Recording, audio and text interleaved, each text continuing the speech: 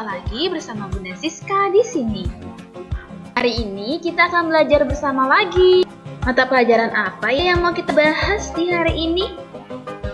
Langsung saja kita ke video pembelajaran hari ini.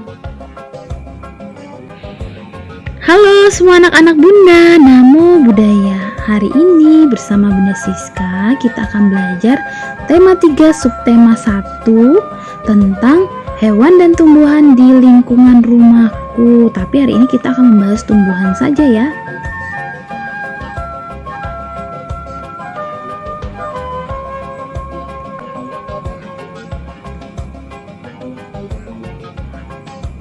Pada tema 3 subtema 1, yang pertama kita akan membahas mengenai cara membuat pertanyaan. Nanti Bunda juga akan menjelaskan mengenai tahapan pertumbuhan padi. Yang kedua, kita juga akan belajar tentang bentang alam Indonesia, seperti dataran rendah, dataran tinggi, dan juga pantai. Yang ketiga, kita akan belajar fungsi bagian tumbuhan, dan yang terakhir adalah hak dan kewajiban terhadap tumbuhan. Langsung saja kita masuk ke bagian pertama, yaitu tentang membuat pertanyaan.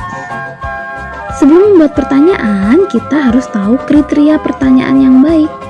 Yang pertama, pertanyaan harus menggunakan kalimat tanya yang diawali dengan kata tanya. Contohnya apa, siapa, di mana, mengapa, berapa, kapan, dan juga bagaimana. Yang kedua, jawaban dari pertanyaan bukan jawaban iya dan tidak. Yang ketiga, pertanyaan fokus atau tepat sasaran. Yang keempat, bahasanya yang digunakan itu harus baik dan benar.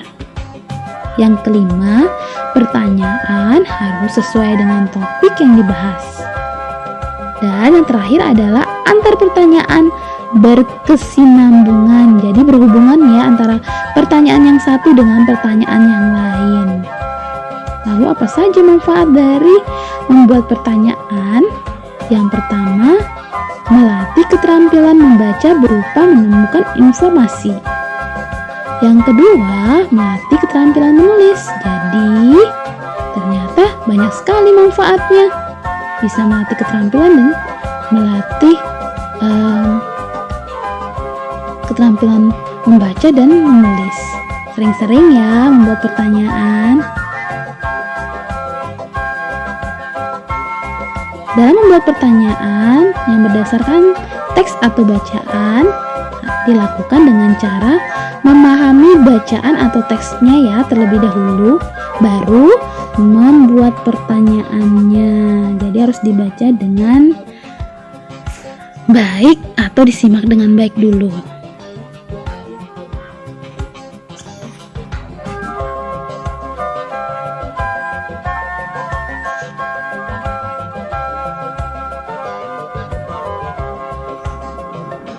Sebagian besar masyarakat Indonesia mengkonsumsi nasi sebagai makanan pokok. Nasi merupakan olahan beras yang berasal dari biji padi. Padi merupakan hasil pertanian Indonesia. Oleh karena itu, banyak masyarakat Indonesia yang menanam padi di berbagai wilayah.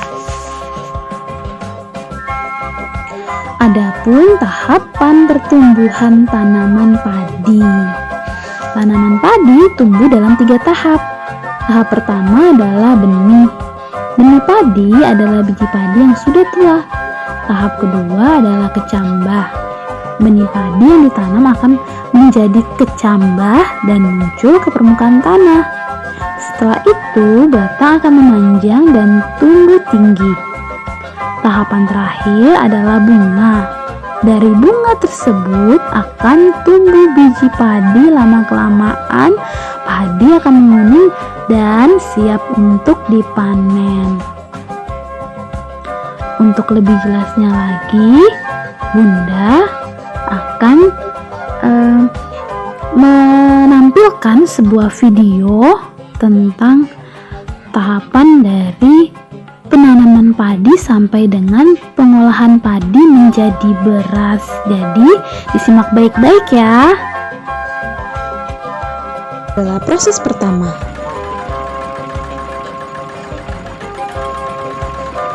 Ini adalah proses pengolahan lahan sawah menggunakan traktor diesel.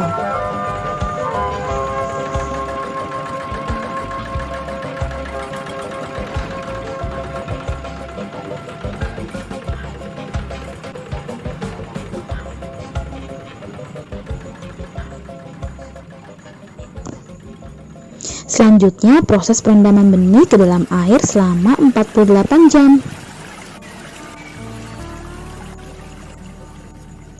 Benih setelah direndam selama 48 jam di dalam air akan keluar daun kecil.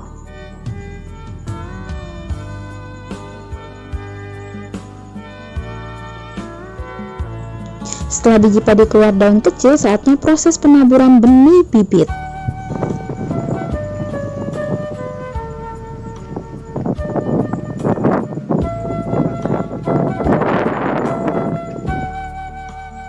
Selanjutnya, proses penanaman.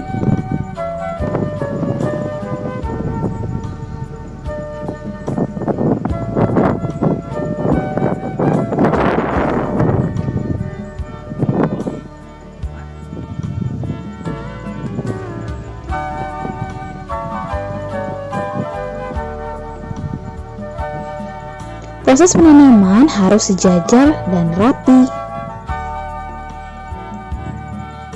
Lalu, selanjutnya proses pemupukan.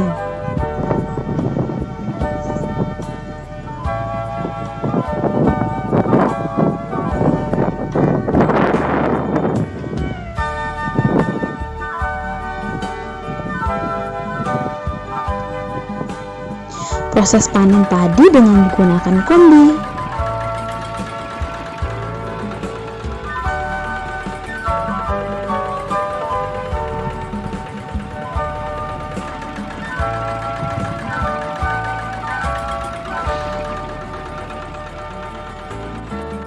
Setelah padi panen, selanjutnya dikeringkan.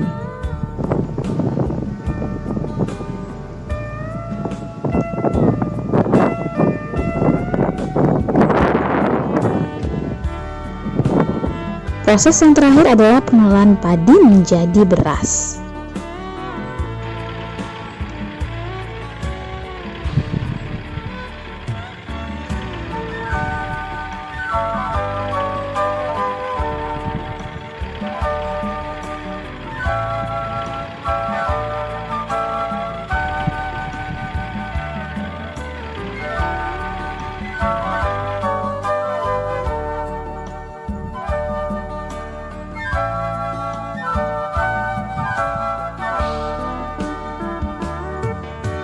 Nah, gabahnya dipisahkan ya kulitnya dari beras sehingga menghasilkan beras yang berwarna putih.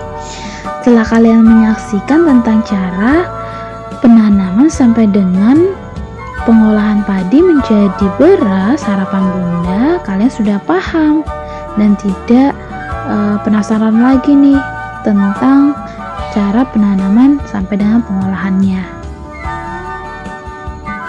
Selanjutnya kita akan membahas tentang bentang alam di Indonesia. Wilayah Indonesia membentang dari Sabang sampai Merauke.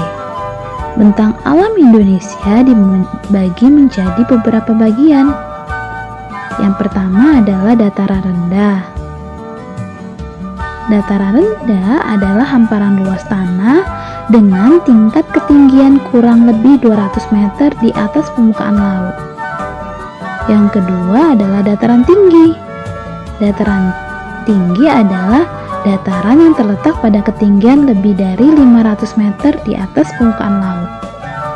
Yang ketiga, pantai. Pantai adalah perbatasan antara wilayah darat dan wilayah laut. Wilayah dataran rendah biasanya memiliki udara yang relatif panas. Sedangkan wilayah dataran tinggi karena dekat dengan pegunungan biasanya memiliki udara yang sejuk. Wilayah pantai yang merupakan perbatasan antara darat dan laut memiliki udara yang cukup panas.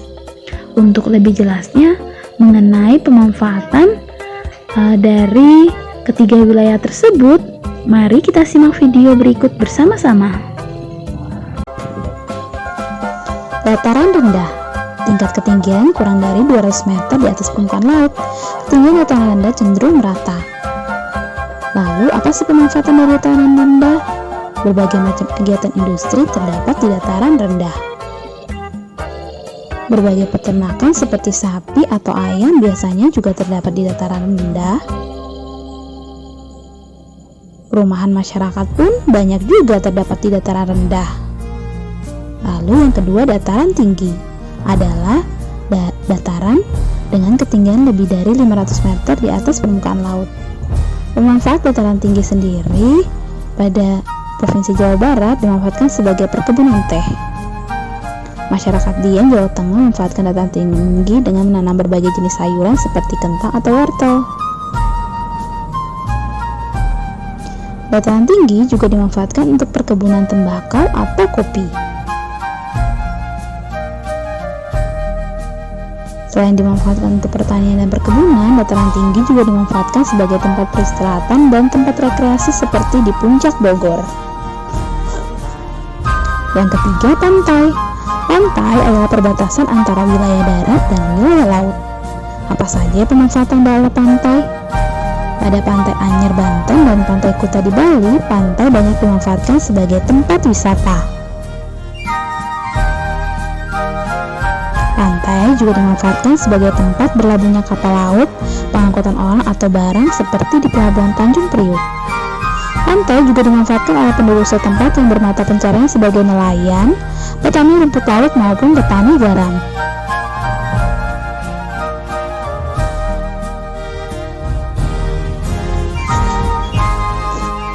Penjelasan mengenai bentang alam di Indonesia. Diingat baik-baik ya.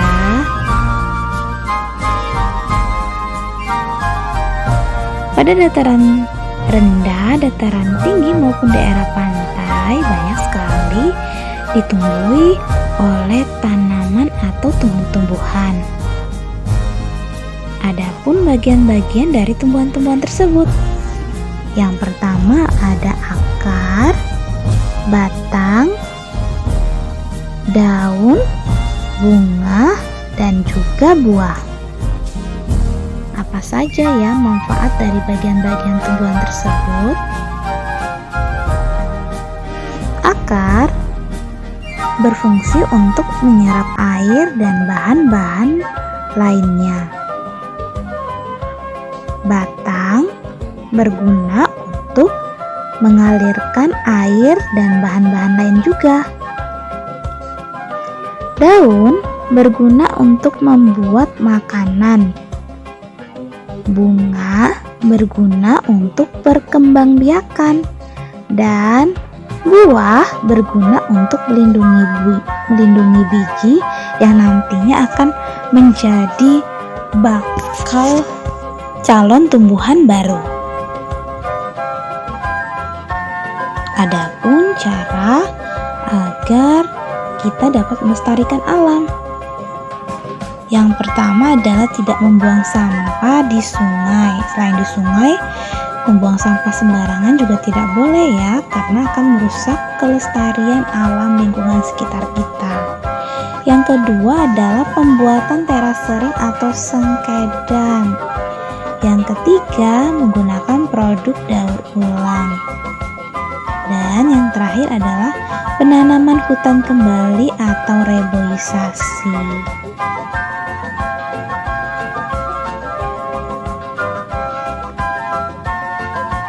Untuk dapat memanfaatkan tanaman, kita perlu melaksanakan kewajiban terhadap tanaman atau tumbuhan.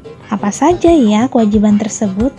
Yang pertama, ikut terlibat dalam upaya pelestarian tumbuhan langka.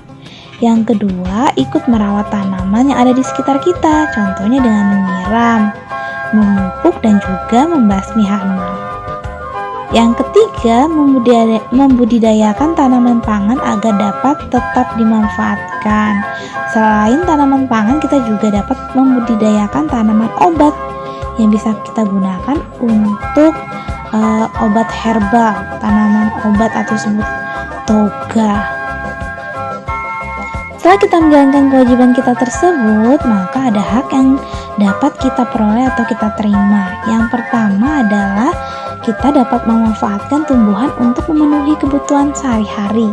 Yang kedua, dapat menggunakan tanaman atau tumbuhan tersebut sebagai bahan pangan dan juga obat. Dan yang ketiga, kita mendapatkan lingkungan udara yang bersih dan juga sejuk. Maka yang kita perlu lakukan adalah selalu menjaga lingkungan alam kita, karena sudah banyak nih manfaat yang sudah diberikan alam terhadap kita masing-masing. Cukup sekian ya untuk materi Bunda hari ini. Harapannya anak-anak Bunda semua dapat mengerti dengan baik dan dapat mempraktekkan hak dan kewajiban yang sudah kita bahas tadi. Sampai jumpa lagi di pertemuan selanjutnya. Namo Buddhaya.